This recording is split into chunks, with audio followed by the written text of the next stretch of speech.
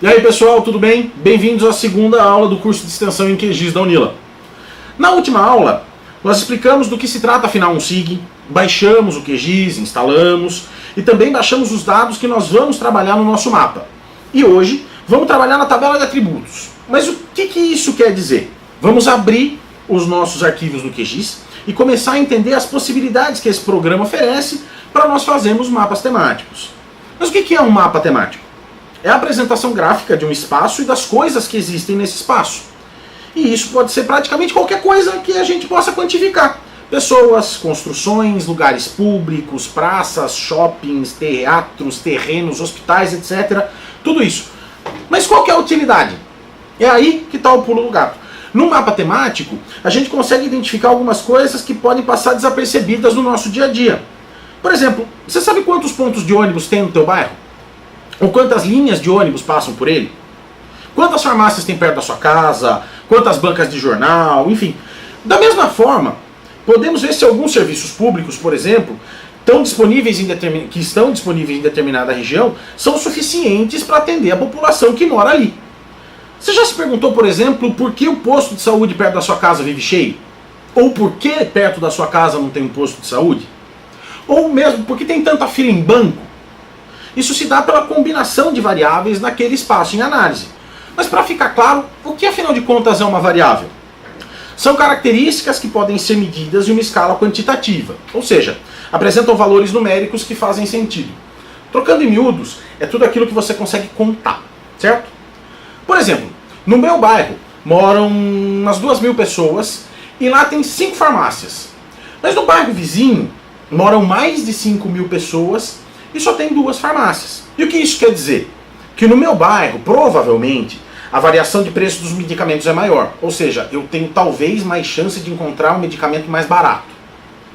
Que pode haver mais oferta de produtos diferentes. E o meu bairro vizinho? Será que conta com essas mesmas possibilidades? Será que conta com essas mesmas facilidades? Pois bem, mas como que a gente transforma essas informações em algo visual e mais fácil de compreender? É pelo mapa temático.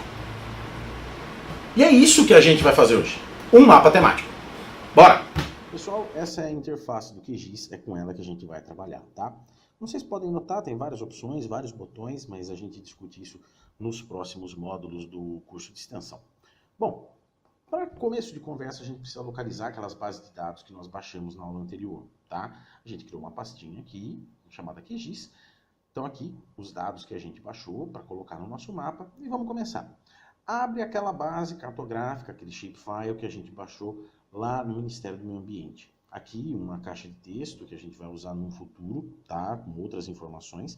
Deu OK, abriu o mapa. Aqui, como vocês podem ver, estão divididos e estão definidos as unidades federativas do Brasil. Região Norte, Região Sul, Região Sudeste, Centro-Oeste e Nordeste. Essa base é georreferenciada, como vocês podem notar, por isso estão desenhados aí os limites das unidades da federação. Lembra aquela planilha que a gente tinha baixado para começar a trabalhar com os hospitais? Então, a gente precisa associar essa planilha à tabela de atributos, que é essa aqui, que veio com os dados georreferenciados do Ministério do Meio Ambiente, ou seja, cada uma dessas colunas conta com um tipo de informação, um código, enfim, ou um valor que a gente pode determinar no mapa, das mais diversas formas possíveis. Aqui a gente tem os estados do Brasil, as suas respectivas siglas, enfim.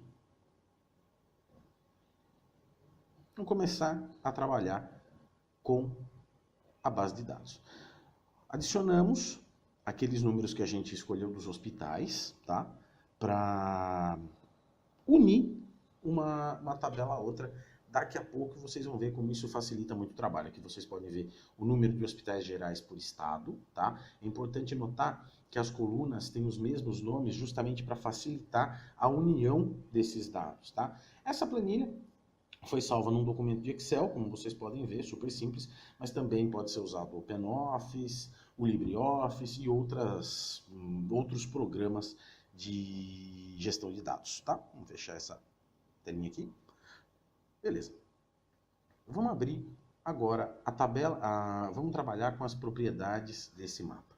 Vocês podem ver, é super simples, e vamos dizer que o nosso trabalho agora seja dividir o país por estados. Vamos diferenciar os estados por cor, tá? Então, a gente vai clicar em estilo, categorizado, vai escolher a coluna, que é o nosso dado principal, vamos colocar como nome o F, tá? E classificar. Clicou, tá aí. Todos os estados diferenciados por cor, todas as unidades federativas divididas por cor, identificando cada um deles individualmente, tá? Então isso já é alguma coisa que você pode trabalhar, por exemplo, caso você seja professor e queira mostrar para os seus alunos onde ficam os estados brasileiros e assim por diante. Bom, a gente começou a trabalhar com a tabela de dados, agora vamos trabalhar mais uma vez com propriedades. Nas propriedades, existe esse botão chamado Uniões. Ele é muito útil para você juntar aquela tabela, aquela planilha que você fez com os dados de hospitais. Então, a gente vai unir as camadas hospital via a sigla UF nas duas planilhas, tá? Vocês vão ver o que vai acontecer. Clicou OK, aplicou OK. Esses dados já foram incorporados à tabela de atributo da nossa base Shapefile. Então você não precisa tirar um a um os dados e inserir. É muito mais simples, muito mais fácil, tá? Como vocês podem notar, estão lá os nomes das unidades federativas, as siglas e o número de hospitais. Ok, vamos começar a trabalhar então como dar uma cara para esse mapa. Clicou em propriedades novamente. Então lá o nosso mapa, está lá colocado. Vamos voltar em estilo. Clicar lá em cima como símbolos graduados, tá? Então, a gente vai descer aqui, clicou, não tem nada. Vamos escolher a coluna. No caso agora, o número de hospitais que vai ser importante. Na escolha do símbolo, da simbologia, tá tudo bem. Mas na cor, você pode dar qualquer cara que você queira para o seu mapa. Como a gente escolheu graduado, para diferenciar os lugares, vamos lá de roxo, que é a cor da UNILA.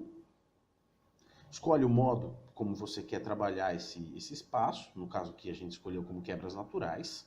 Tá? Então, já classificou em 5 categorias diferentes os estados brasileiros. Tá? Aqui no histograma, quando você carrega os valores, você pode diferenciar a curva com o número que você está trabalhando. Por exemplo, no nosso caso, a gente quer separar os estados que têm maior quantidade de hospitais daqueles que têm menores. Tá aí. O mapa foi gerado e, como vocês podem notar, existem diferenças entre os lugares. Essa representação que vocês estão vendo agora na tela diz respeito ao número de hospitais por estado em termos de concentração, tá? Então vamos para propriedades de novo. Aqui já estão os valores colocados, então os mínimos e os máximos em cada categoria. Vamos aumentar o número aqui para 6 classes para ficar mais visualmente bonito. Abrir no histograma, carregar os valores novamente. Definir as quebras, como vocês podem notar. De novo, essas quebras representam os números máximos e mínimos dentro de cada uma das categorias, tá? Então vamos lá, alinhou aqui. Beleza, ótimo. Clicou aplicar, deu OK. Mudou um pouco, mas vocês podem perceber que no nosso primeiro mapa ele já mudou. As áreas de concentração estão diferentes, as representações estão diferentes. E essas representações diferentes, vocês podem trabalhar com qualquer dado. Qualquer dado quantitativo que vocês queiram pode ser ilustrado no mapa, independente da escala. Por exemplo, aqui a gente vê a região sul, a região nordeste, região centro-oeste, a região norte, com concentrações diferentes de hospitais por região. Pessoal, hoje nós definimos o que é um mapa temático, o que é uma variável, e começamos a trabalhar na tabela de atributos.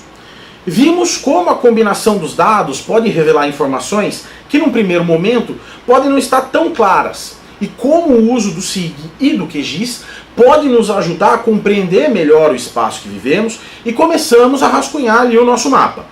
Para a fixação desse conteúdo, a gente vai fazer um trabalhinho.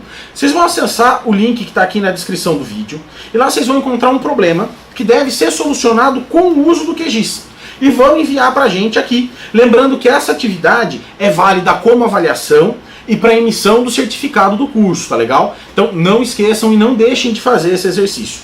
Lembrando que todos os endereços dos sites que a gente utilizou até agora estão na descrição do vídeo e que na próxima aula nós vamos mais fundo, vamos trabalhar com mais propriedade nas ferramentas disponíveis no QGIS. A gente vai discutir a sobreposição de camadas, a combinação, a distribuição, a seleção e a edição de dados na aba de propriedades que você vai encontrar no QGIS, tá ok? Então, gente, um abraço, até a próxima!